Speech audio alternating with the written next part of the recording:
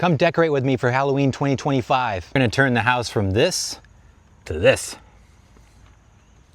I've already got a start going on here. I put up a couple giant props just for demonstration purposes, but I dragged out a whole bunch of other stuff that we're gonna put up here. It's gonna be a lot of fun.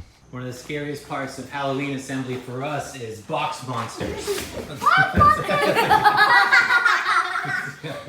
I find them everywhere. There's a big empty box. They're all over the place. All right, here's what we're thinking for decorations here. This is kind of phase one. We're gonna do a haunted pumpkin patch on the right-hand side of the yard.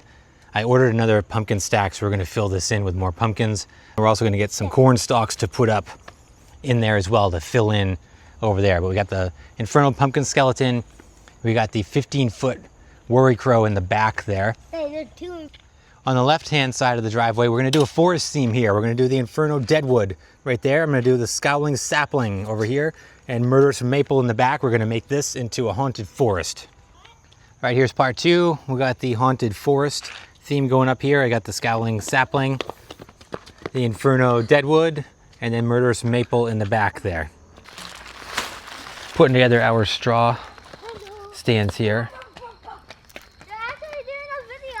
I am. All right, my friends, let me show you how I did the corn stalks here. So when they come from Home Depot, they're all zip tied together. So what I did, I got this twine from Tractor Supply to blend in and give it a more kind of rustic look. So then I got these metal stakes. I got these 6-foot metal stakes that I've wrapped them around, tied it as high as I could go because I was finding, as you can see with these, that they were flopping over when I was trying to use the shorter stakes. These guys survived their first pretty significant windstorm. I had a couple of them blow over. I just went out here and hammered down the stakes a little bit more.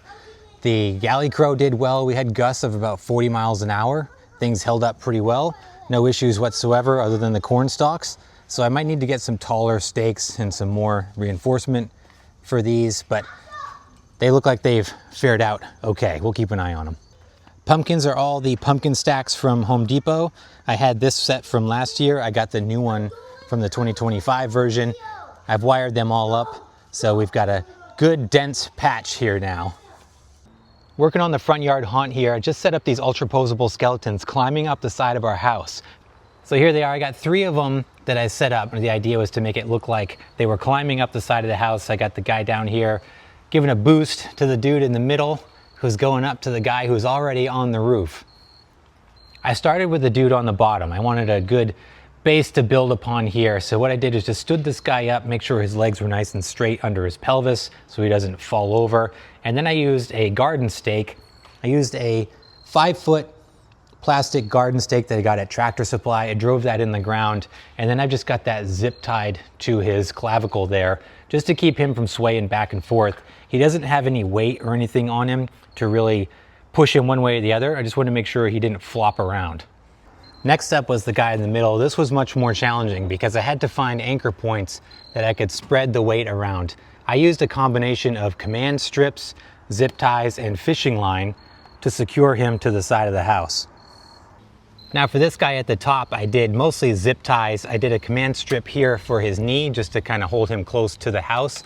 But his real heavy duty anchor points are up here where I did zip ties stapled to the roof. I know you see some of them are pulling off. You're gonna want some pretty heavy duty staples. I use 1/4 inch. I should go back through and use a longer staple because these ones aren't sticking as well as I would like. From different angles you can see too, he's got kind of a real organic look to it. It really looks like he's standing on the roof reaching down to help his buddies. So here I am thinking that we were all done. But after putting up the galley crow, I got wicked remorse from returning the worry crow. So I went and bought him again after returning him. Sorry, Home Depot. I hope the lawn looks good because I'm probably gonna be sleeping out here after my wife finds out that I did this. So now I'm gonna bring the galley crow down and we're gonna put the worry crow up in that place.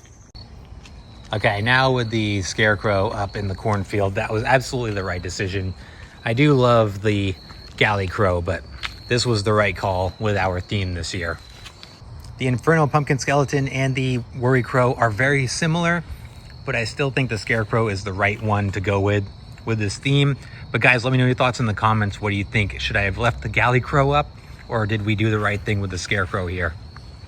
Also snagged the mini scarecrow today. They got these little 3-footers. My son loves these, so popped him in there. We'll probably move him. He's a little out of place right now, but been hiding the other 3-footers in and around the patches as we go. They're a lot of fun too.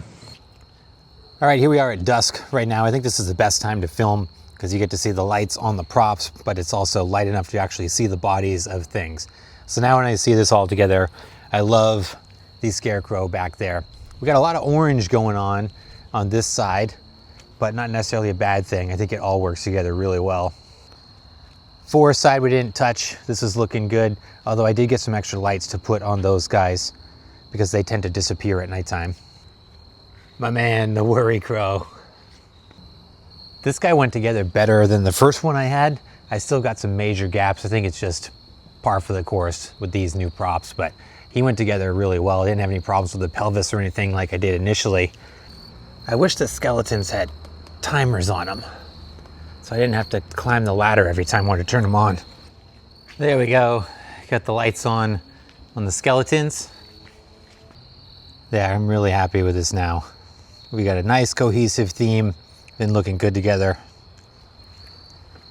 I think the last thing I need to do out here is I need to swap out the purple light for an orange light, some uplight to go on the worry crow here. I had the purple light when I had the galley crow, but it doesn't quite match the color scheme going and doesn't light him up like I'm looking for. So I'm gonna get an orange light probably tomorrow and we'll put that up and then we should be good.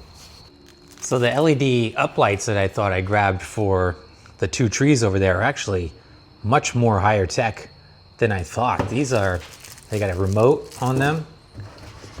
These are nice light setups here, multicolored, and they plug in. I thought they were just battery operated to just shine when I flicked them on, but these are nice. I might put one of these in front of the worry crow and then just swap over the purple light over there to one of the trees. That should be fine, but I'm excited to see how these work.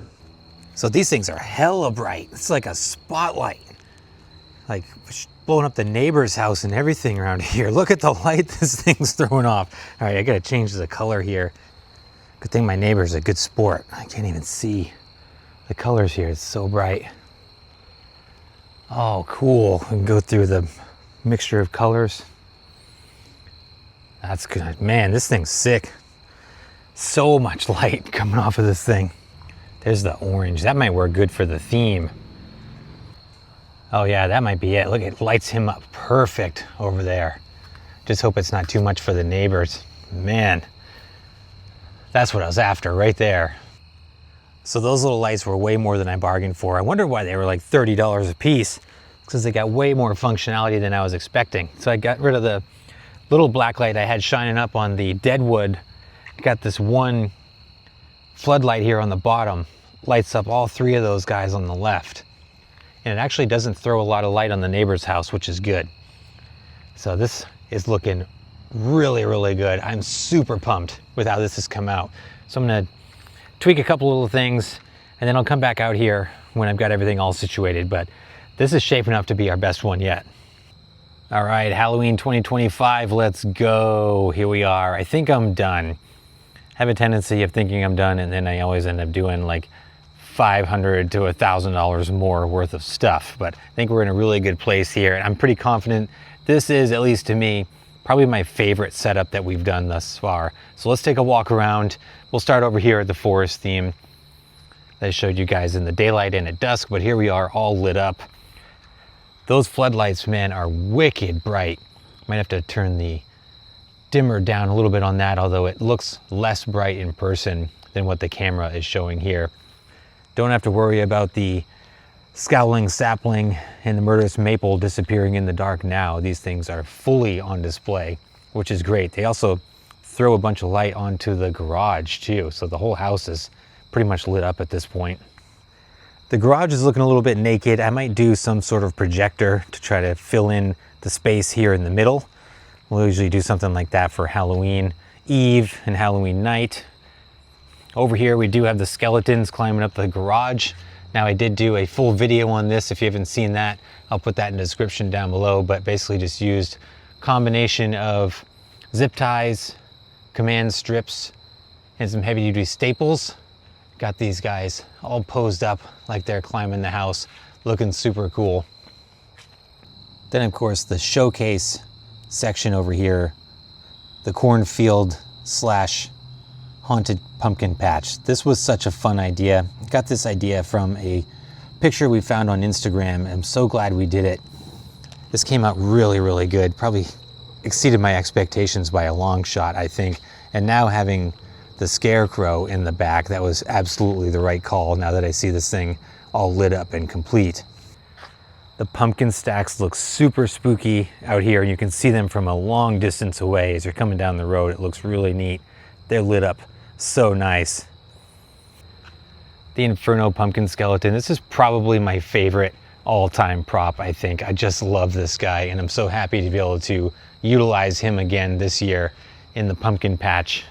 He's perfect, kind of like the Pumpkin King lording over the patch here.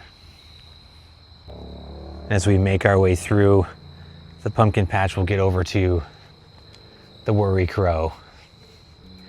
I think the only kind of bummer about the Worry Crow being back here so far is that the sensor doesn't pick up unless you're actually in the yard. I wish there was a way to trigger his movement from a little further away. But I'm super glad I got that floodlight.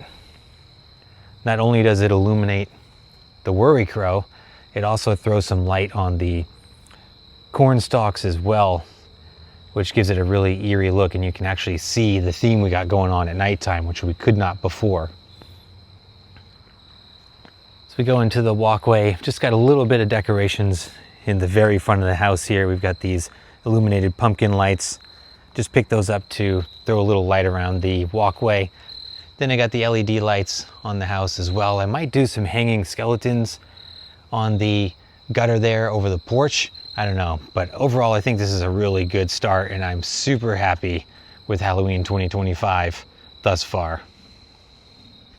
All right, my friends, that's gonna wrap it up for phase one of Halloween 2025. Like we did last year, we're gonna do this in 2 phases.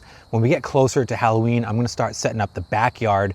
We'll extend all of this into the backyard and do a full haunt around the whole house. The neighborhood seemed to really dig that. But for phase one here in the front, I'm super happy with this. And like I said, I think this is my favorite setup that we've done. It's a nice theme on both sides. It doesn't look super cluttered in the daylight, looks great at night. I think it's a really good balance of some big, cool props without being overkill. And bonus, my wife didn't make me sleep in the yard after all. Still got the scarecrow up there, and we even kept the galley crow. I might put him up in the corner over here to cap off the forest theme. I don't know, but that was good news too. Hope you guys enjoyed this decoration video. Let me know your thoughts in the comments down below. What do you think of the 2025 setup here? Stay tuned as we continue to build this out and fill up the backyard and get ready for Halloween. It's gonna be here before we know it. And as always, I appreciate you guys. Thanks so much for watching. Please like and subscribe if you haven't done so, and I'll see you in the next video.